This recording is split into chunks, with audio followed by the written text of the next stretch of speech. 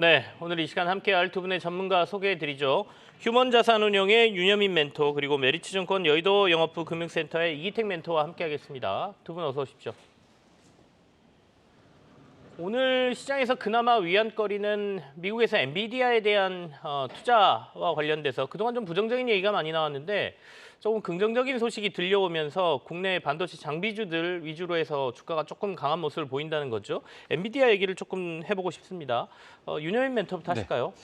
네, 일단 엔비디아 관련돼서 좀 긍정적인 리포트가 좀 상당히 많이 나온다라고 볼 수 있을 것 같습니다.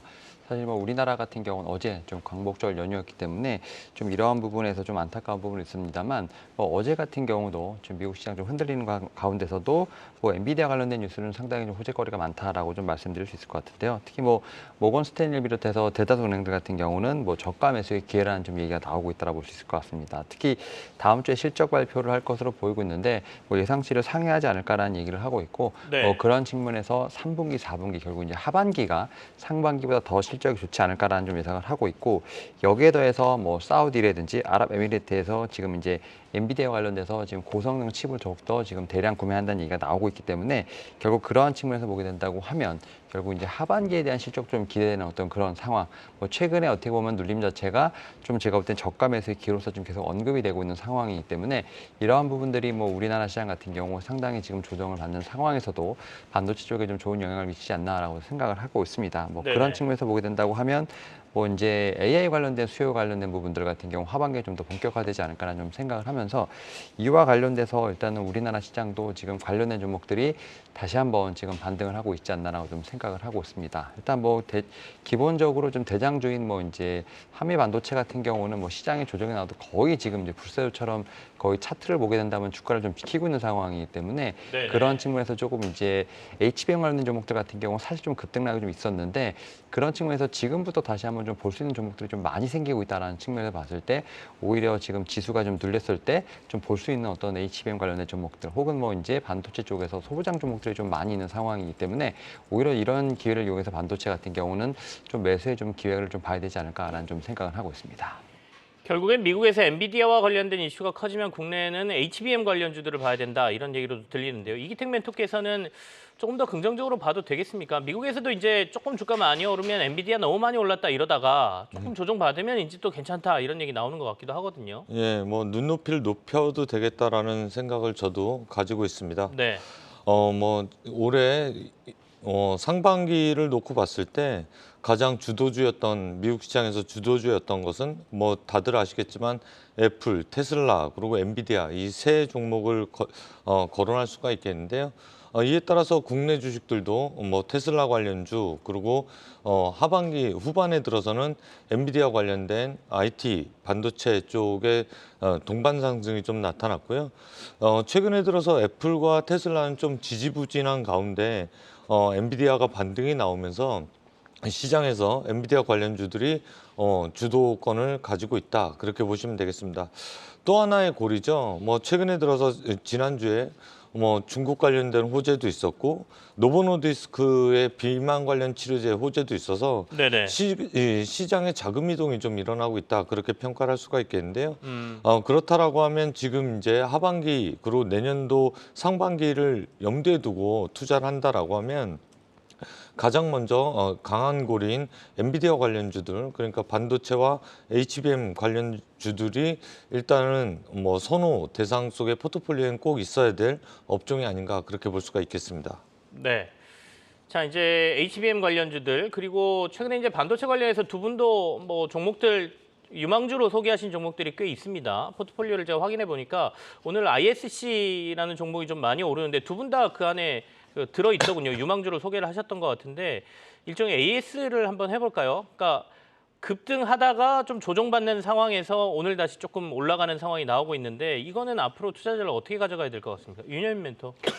네, 제가 일단은 ISC를 한 3만 원대부터 좀 눈여겨봤던 상황인데 사실 뭐 최고 기준으로 했을 땐 거의 300% 이상의 제가 볼 때는 좀 급등이 나왔고 사실 뭐 제가 앞에서 말씀드렸던 한미반도체와 마찬가지로 거의 지금 차트가 살아있는 상황이라 볼 수 있을 것 같습니다. 특히 뭐 ISC 같은 경우는 여러 가지 좀 호재가 있었죠. 뭐 DDR5 관련된 것뿐만 아니라 또 이제 인수에 관련된 부분들 여기 또 이제 HBM 관련된 쪽과 좀 같이 엮이면서 상당히 호재가 많았다라고 좀 말씀드릴 수 있을 것 같고 저는 이제 앞에서 말씀드렸던 것처럼 이제 한미반도체라든지 ISC 같은 종목들 같은 경우는 그래도 좀 차트 자체가 좀 고가권에서 좀 횡보하는 상황이기 때문에 네. 일단은 좀 신규 매수보다는 기존 보유자분들의 어떤 제가 볼 때는 영역으로 봐야 되지 않을까라는 좀 생각을 하고 있고요.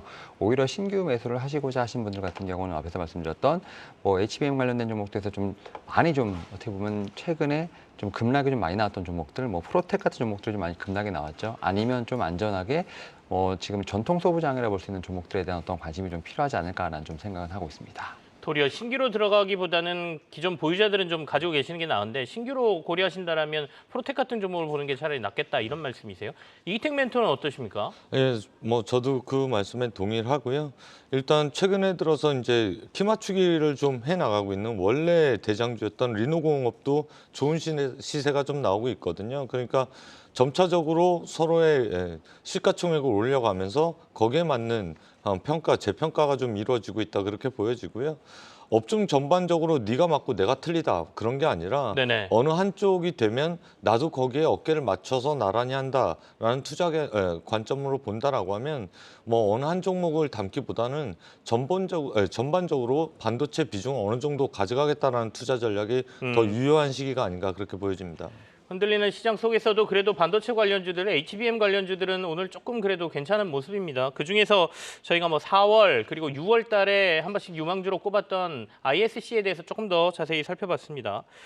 자, 2차 전지는 어떻게 해야 되나요? 2차 전지는 조정이 조금 더 깊어지는 건지 많이들 워낙 개인 투자자들이 2차 전지에 관심이 많으시기 때문에 윤여인 멘토의 의견부터 듣겠습니다. 네, 일단은 뭐 지난달 거의 뭐 중순부터 말까지는 사실 2차 전지에서도 특히 이제 에코프로랑 지금 이제 포스코 그룹의 거의 독주 부대였다고 볼 수 있을 것 같은데 그런 상황에서 지금 한 3주 정도가 지났나요? 지금 상당히 가파르게 조정세가 나온다 볼 수 있을 것 같고 특히 뭐 이제 그중에서 에코프로 BM 같은 경우는 거의 40% 이상의 지금 조정이 나온다라 볼 수 있을 것 같습니다. 뭐 그런 측면에서 보게 된다고 하면 그 당시에는 밸류에이션을 좀 측정할 수 없을 만큼 좀 급등했던 부분들이 이제는 제가 볼 때는 좀 주가가 정상화로 가는 부분이 아닐까 생각은 합니다만 네. 그럼에도 불구하고 속도가 너무 빠르게 내려왔다고 보실 수 있을 것 같습니다. 어떻게 보면 급등 이후에 지금 급락이 나오는 상황이기 때문에 오히려 그런 측면에서 보게 된다고 하면 지금은 오히려 좀 매수 혹은 뭐 지금 추가 매수의 관점으로 봐도 되지 않을까라는 좀 생각을 하고 있고요.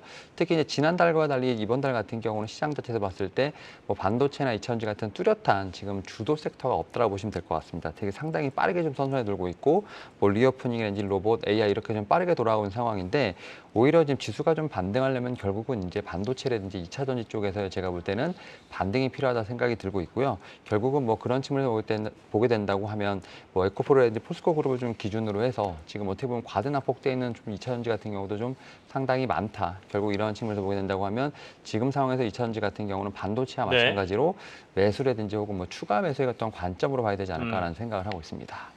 저희가 이제 주식이 급등하고 나면 이른바 조정을 뭐 기간 조정, 가격 조정 이렇게 두 가지로 구분을 하지 않습니까? 그래서 가격 조정은 윤여인 멘토 지금 말씀으로 들어보면 한 40% 정도 나왔다라고 하면 어느 정도 마무리가 된 것 같은데 이게 이제 기간적으로 조금 더 쉬고 갈 것이냐 이 부분이 이제 고민이 좀 되겠죠. 왜냐하면 7월, 8월 사이에 2차 전지가 연초에 확 올랐다가 주춤거리고 있던 거를 시세를 분출하고 나서 지금 거의 7월, 8월 사이에 올랐던 거 다 반납하고 있는 상태거든요.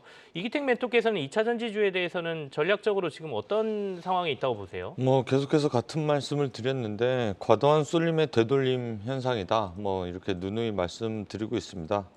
뭐 다들 아시겠지만 좋은 회사와 좋은 주식은 다른 것입니다. 그러니까 뭐 회사가 좋은 건 다 알고 있고 그리고 그 업황이 어떤지도 다 알고 있는 상황 속에서 그 가격이 타당한가는 다른 얘기거든요. 뭐 예를 들면 재작년에 삼성전자가 9만 원일 때 삼성전자 다들 좋은 회사인지 알고 있고 앞으로도 좋아질 것으로 봤지만 사실 9만 원대가 고점이었거든요. 그 주가가 좋은 주식이냐를 놓고 봤을 때 9만 원은 그다지 좋지 않은 주식 지나보면 그렇게 평가를 받는 것이고요. 지금 현재 삼성전자나 하이닉스 같은 경우는 향후에 이길 수 있는 확률이 그러니까 수익이 날 수 있는 확률이 높은 구간이기 때문에 좋은 주식일 수 있다. 회사는 지금 안 좋은 기로에 있지만 보릿고개를 넘어가고 있지만 주가는 좋은 주식일 수 있다. 그렇게 평가를 할 수가 있겠는데 반대로 얘기하면 2차 전지는 그 반대의 현상이 좀 나타난 게 아닌가. 다들 좋은 회사라고 알고 있지만 주가는 그렇지 못한 상황을 좀 볼 수가 있겠다라고 해서 투자를 좀 조심해야 될 것으로 보여지고요. 아까 말씀드렸듯이 7월 이전에는 뭐 작년 말서부터 IRA 법안 수혜라든가 리쇼어링이라든가 뭐 프렌드 쇼어링 거기다 유럽판 IRA 법안까지 나오면서 주가가 계속 레벨업 됐었고 7월 말 8월 초에 MSCI 피리부가 나오면서 결국엔 네네. 거기에 불을 휘발유에 부르는 그런 상황까지 시세가 좀 나온 것이거든요. 그렇기 때문에 만약에 MSCI가 8월 말에 변경이 돼서 수급이 들어올 때쯤 되면 주가는 되려 조정이 나올 수 있는 그 기대감 때문에 올랐던 부분은 되돌림이 나올 수 있는 부분이기 때문에 일단은 관망하는 자세가 좀 필요하다. 그렇게 말씀을 드리고 싶습니다. 관망하는 자세가 필요하다. 조정이 조금 더 있을 수 있다는 말씀인데 그러면 저희가 재차 진입 시기를 알 수 있는 어떤 포인트라든지 이런 게 나오면 2차 전지 다시 한번 관심 가져봅시다. 이런 포인트가 있을 수 있을까요? 두 분에게 같이 질문 드리겠습니다. 이기택 멘토부터 하실까요? 예, 뭐 아까 말씀드렸듯이 지금 뭐 미국의 주도주 3인방 중에서 테슬라가 좀 쉬어가는 구간이기 때문에 테슬라가 전방에서 어떤 역할을 하느냐가 선제적인 지표일 가능성이 높겠고요. 테슬라가 급격하게 반등이 나오는데 그게 자동차 판매량과 전기차 시장 확대와 연관이 돼 있다라고 하면 재차 반등이 나올 수 있는 개연성이 높다 그렇게 평가를 할 수가 있겠습니다. 테슬라의 움직임을 조금 더 지켜보자 이런 말씀이세요. 윤여인 멘토께서는 어떤 걸 저희가 신호로 좀 봐야 될 것 같습니까? 네, 일단 에코프로라든지 이제 포스코 그룹 같은 경우는 이제 앞에서 좀 충분히 설명하셨던 것처럼 약간의 좀 수급 논리로 올라갔던 부분이 있다면 제가 볼 때는 좀 대규모 좀 수주 공시, 뭐 계약 공시에 대한 부분들이 조금 아직은 부재하다고 생각을 합니다. 결국 증설에 대한 부분뿐만 아니라 여러 가지 이슈가 있겠지만 결국은 이제 돈을 버는 산업에 대한 부분을 좀 보여주기 위해서는 결국 이제 대규모 수주의 어떤 공시가 좀 필요하지 않을까라는 생각은 하고 있습니다. 뭐 그런 측면에서 대장주를 중심으로 한 제가 볼 때는 수주 공시가 하나의 좀 트리거가 되지 않을까 생각을 하면서 특히 하반기 같은 경우는 뭐 장비 쪽에서 좀 수주에 대한 부분들이 상당히 좀 얘기가 많이 나오고 있는 상황이기 때문에 그런 좀 섹터별로 좀 수주에 대한 공시를 좀 네네. 제가 볼 때는 트리거로 좀 봐야 되지 않을까 생각하고 있습니다. 알겠습니다. 2차 전지 오늘도 좀 조정을 받고 있는데요. 어느 정도 조정의 구간이 길어질 가능성도 있고 또 가격이라는 건 또 어떻게 될지는 모르겠습니다만 저희가 이제 신호로 볼 수 있는 것들이 미국에서 테슬라가 또 한번 주도하면서 크게 빠르게 갈 때 그리고 우리나라 주도주들의 대규모 계약 공시가 나올 때는 한번 눈여겨볼 필요가 있다 이렇게 두 분께서 지적을 해주셨습니다. 자, 다음 이슈 하나를 더 보겠습니다. 뭐 결국엔 테마인데요. 초전도체. 지난주 한 2주 정도 됐죠. 계속 시장이 오르락 내리락을 반복하고 있습니다만은 이 테마가 죽지를 않아요. 죽지를 않고 조금 죽는 듯하다 또 살아나는 모습이거든요. 뭐 물론 이제 단기적으로 저희가 주의를 당부해 드리고는 있습니다만 그래도 시장에 있는 테마니까요. 오늘 두 분의 의견 한번 들어보도록 하죠. 윤여인 멘토 얘기 좀 하실까요? 네, 일단은 어제 좀 우리나라 증시가 좀 쉬었던데 좀 사실은 뭐 이제 중국 관련된 뉴스뿐만 아니라 초전도체 관련된 뉴스 상당히 좀 많이 나왔었습니다. 특히 뭐 인도라든지 뭐 중국, 스웨덴 쪽에서 좀 호재성 뉴스가 좀 지속됐다라고 볼 수 있을 것 같고 여기에 더해서 지금 이제 우리나라 특히 이제 뭐 국회의원 쪽에서도 지금 이제 관련된 좀 지원 언급이 나오면서 오늘 같은 경우 좀 급등한다라고 볼 수 있을 것 같습니다. 다만 이제 제가 이제 이 관련돼서 말씀드렸던 것 중에 하나가 이제 기자회견에서 뭐 샘플 공개라든지 이 초전도체 관련된 좀 성명에 대한 부분들이 나오기 전까지는 계속해서 제가 볼 때는 시장 자체에선 조정에 대한 부분들 혹은 뭐 변동성에 대한 부분들이 강하게 나오지 않을까라는 좀 말씀을 드렸고요. 특히 지금 이 상황에서 볼 때 이 초전도체 관련된 부분들 뭐 실패라든지 성공에 대한 부분들 분명히 이 두 개 중 네. 하나의 답이 있겠습니다만 결국은 이제 뭐 성공했을 때 좀 무서운 것 중에 하나가 바로 파급력에 대한 계산이 되지 않는다는 부분들, 이런 부분에서 좀 시장에서 좀 강하게 좀 반응하는 부분이 아닌가 생각을 하고 있고, 또 실패했을 땐 그만큼 더 급락이 나오지 않나 생각을 하고 있기 때문에 일단은 이 지금 자체는 뭐 어떻게 보면 큰 시장을 형성할 수 있는 그러한 재료이긴 합니다만, 아직까지는 저는 2주 정도의 어떤 시간 동안에 좀 그런 부분을 계속 지금 테스트할 수 있는 좀 뉴스플로우가 나오기 때문에, 지금까지 봤을 때는 좀 2주 하는 동안에는 좀 테마는 테마로서는 좀 제가 볼 때 매매를 하던 그런 상황이 아닐까 생각을 하고 있고, 기자회견 이후에 제가 볼 때 산업을 봐도 되지 않을까라는 좀 생각을 하고 있습니다. 자, 이기택 멘토에게도 초전도체 관련 전략을 좀 들어보겠습니다. 전략이라고 할까요? 아니면 투자자들이 지금 어떻게 판단을 해야 되는지에 대한 의견을 묻겠습니다. 예, 뭐 이거는 개인적인 얘기입니다만 네. 주말에 황우석 박사 관련된 다큐를 좀 봤거든요. 그런데 아직도 연구를 하시면서 계속 그 비즈니스를 중동 지역에서 하시더라고요. 그런데 사실 그 투자에 대한 낭패를 본 것은 저희가 가늠하지를 못했습니다. 전 국민들이 뭐 줄기세포에 열광했었고, 드디어 우리나라가 뭔가 제대로 된 성장의 발판을 마련한 것처럼 열광을 했었는데, 사실은 그 뉴스플로우라든가 그런 것들을 투자자들이 예측할 수 있는 부분이었나를 놓고 봤을 때 투자라기보다는 광기에 가까운 투기이지 않았나, 지나보면 그렇게 생각을 하게 되거든요. 제가 그 다큐를 다시 찾아본 이유는 사실 그때 관련된 테마주들이 지금하고 거의 유사하게 움직였기 때문에, 그 이후에 가장 큰 뭔가의 우리나라에서 기술을 선도하는 뭔가가 나타났기 때문에 다시 찾아본 것이거든요. 뭐 그렇다라고 하면 결과는 뻔합니다. 그때와 지금하고 다를 게 없다. 왜냐하면 그때도 전문가들이 논문에 대한 검증을 해야 되는 부분이 있었고, 상용화까지 시간이 상당히 오래 걸리는 거였기 때문에 동물 복제 이외에는 뭐 사실은 여타 다른 비즈니스가 있기 힘들었거든요. 네네. 지금 그러한 단계가 아닌가를 놓고 봤을 때 투자에 상당히 유의해야 되는 구간까지 왔다라고 말씀을 가름하고 싶습니다. 알겠습니다. 자, 이제 과학계에서의 증명 문제가 남아 있습니다. 이게 증명되냐 안 되냐, 그리고 또 그 시기까지 논란은 계속될 것 같은데요. 거기에 맞춰서 주가는 급등락을 뭐 반복을 하고 있죠. 그러니까 투자적인 위험성은 분명히 있기 때문에 이게 어떻게 보면 약간 도박 같은 모습으로 변할 수도 있지 않습니까? 된다 안 된다, 확률적인 차이로 본다면 확률이 너무 낮기 때문에 배당이 높을 수는 있겠지만 위험성이 그만큼 크다는 점도 참고하시길 바라겠습니다.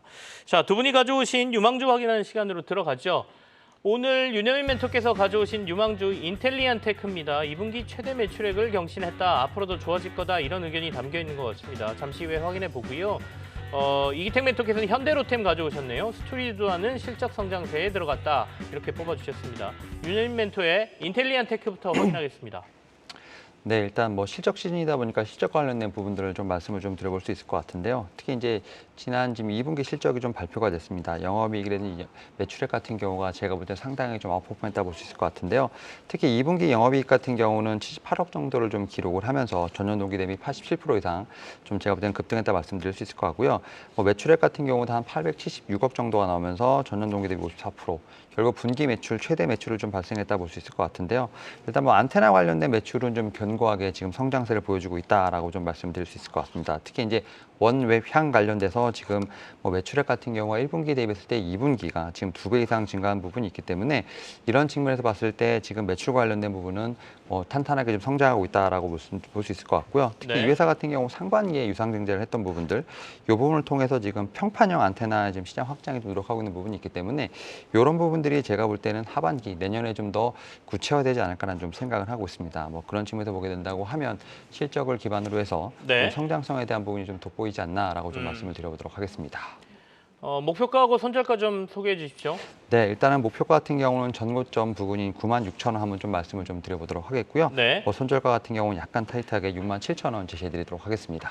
인텔리안테크 목표가 96,000원에 손절가 67,000원 제시받았습니다. 투자에 참고하십시오.